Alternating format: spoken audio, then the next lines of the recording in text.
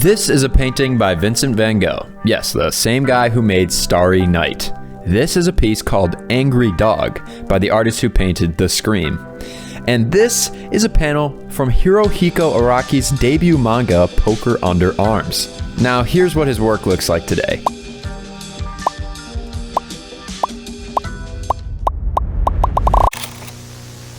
What do all these legendary artists have in common?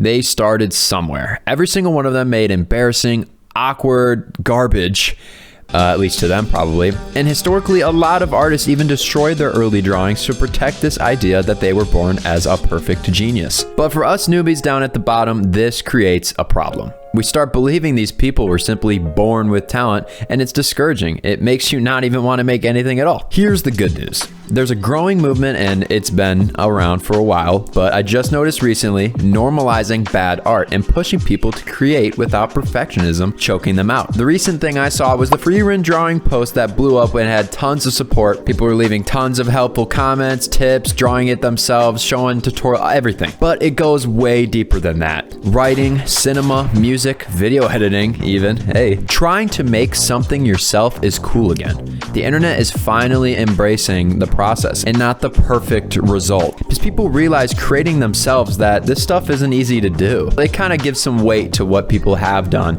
on Instagram and stuff like that. Every artist starts at the bottom. Even later in their careers, they can still make bad work. And obsessing over perfection is one of the fastest ways to never finish anything. I mean, look at Takehiko Inoue. He didn't even finish Vagabond because he was so worried about it not being good enough. Watch any documentary or video on his process and you'll see him crashing out over like a perfectly good draw. Like, I swear, way better than earlier in the Vagabond run. He would draw something way better and then just destroy it because it wasn't good enough, which is pretty heartbreaking to watch. So think about it. What does perfect art even mean? Takehiko Inoue has an idea, and whatever he was drawing wasn't it. So he switched to a different manga that didn't even have to be perfect. It was called Real. I think it's still going. What about my idea? My idea of perfect might be Yusuke Murata, the guy who does One Punch Man right now. He's been doing it since I was like a little kid. I mean, how many books are in that series now? Jeez. Well, anyway, if I make copies of his style, does that make me perfect?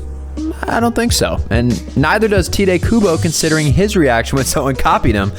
But that's a video for another day. So next time you're sitting at your desk, staring at a blank page, feeling you're not good enough, just remember, if legends can make awful art, so can you. So I've been grinding through Bridgman and just drawing a ton in general. And I can say I'm climbing out of the Dunning-Kruger pit of despair, finally. Hopefully, you never know. So I thought it'd be fun and kind of painful to show you some of my bad work from just over a year ago, and then maybe try and redraw one of my old comic pages. I'll give myself a time limit because I'm not totally sure how long it took me to draw one of those because it's been so long, but I'm just gonna assume maybe an hour and see what I can do.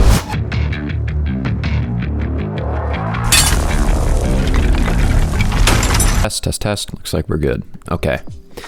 But first, I want to quickly show you some early fails I nearly threw away, because these aren't embarrassing to me anymore. With my new outlook, I know everyone starts here, so it seems appropriate to look back on, not to be ashamed about because I'm not perfect. No, and we're back to Shrek 2. All right, let's get back into the... This is the panel I aimed to recreate from very early on in my Pizza Man run. You guys should go check, link in description. And it was a ton of fun and I learned a lot. I haven't recorded myself drawing it a bit, so I was a bit camera shy, but I think it looks fine. To me, it looks like a keyframe from an animation, which is pretty cool. So I started off with the rough sketch. I actually made one before this, but it didn't end up working out. So I restarted on my sketchbook and I started sketching it in. I ended up making the shoulder a little bit bigger, drew in some lady falling as the antagonist is being punched into the wall. For some reason, I didn't have any of the inking part, which is whatever. I mean, it's not that big of a deal, but I did catch all of the coloring part. So I started coloring it in. I decided to go with like a lighter color, basic, like cool colors, purple, blue, stuff like that. And with the hour time limit clock ticking down, I was kind of hurrying. Just finishing. I'm going in with the other colors here. I'm lining in the core shadow or the Terminator line, and then going in with the other shadows. I decided purple was gonna be my shadow, but I don't have any dark colored pencils, and I normally color on my iPad, so this was a little bit out there for me, but I think it turned out pretty good. I've noticed people dive deep into their own training arcs, whether it's the gym or art, you name it. If you have to try and there's a result, it's in there. And that's really the point of this video. It isn't about being good enough to start, it's about starting bad and it being okay, because That's the only way to grow. People go to the gym, they get a basketball, and they practice their shot 20,000 times, but never go and play a game. Artists study anatomy, boxes, rendering, all of it, but never actually make anything new. You can train for so long that you forget why you started.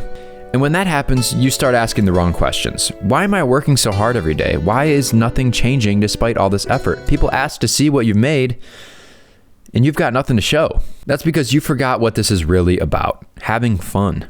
Don't do it for money or fame or some future version of yourself. Bo Burnham said it best: if you can live your life without an audience, you should do it. To me, that means creating for the love of the game. If you want to hoop, go play a pickup game. That's where you actually grow. I saw this firsthand when I made the Pizza Man comic. I grew faster than ever because I wasn't trying to perfectly craft some intricate story with amazing art that would make me world famous. I was just trying to make my friends laugh, and it was really fun drawing a fat guy fighting treadmills and salad. Because this video was kind of short, I wanted to leave you with a small bonus. 2 old comic strips I found while digging through my old sketchbook. Finding these actually helped me write this video. It helped me see the importance of having fun. Check it out.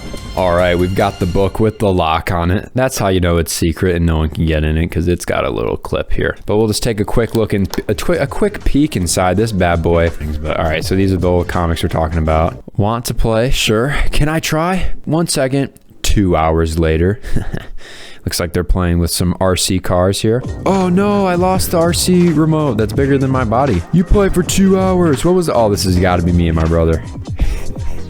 This is probably me and my brother. So he's probably playing with the toy, and then I got mad and I threw a rock at him or something. You guys, oh no, I'm winding up a punch. I'm winding up a punch here. Okay. And then, yeah, I punch him. You played for 2 hours. What was that for? And then there's a spear next to my body. Of course, this is some storytelling we got here. You see the rock on the ground there. Ooh, he's mad. So he picks up the rock. See, the rock's gone. He throws it at my face. Boom. My eyeballs are squishing out. Okay. But, you know, I'm throwing that spear back. Boom. Got him. He's fucking dead. And now there's a skateboard. I'm going to ride a skateboard over there. I'm riding the skateboard over there. Yeah, you're dead, buddy. And your head turned into a balloon. This is the first book I could find. I think there might have been one before this, but I remember this one being very early on. You know, I got there first. The Prank. I actually might read this one. The Prank. Dan. I went by a pen name at first. I was like, nah, Thomas. Okay. Let's make a prank. Sure, how do we do it? James. James, shout out. Good one. Oh, you whispered it in my... Oh, I whispered it in your ear, James. There we go. You're wearing a hat. That's how you know you're different. Let's go. Thomas's 3DS. Spelled right. 3DS. Read me.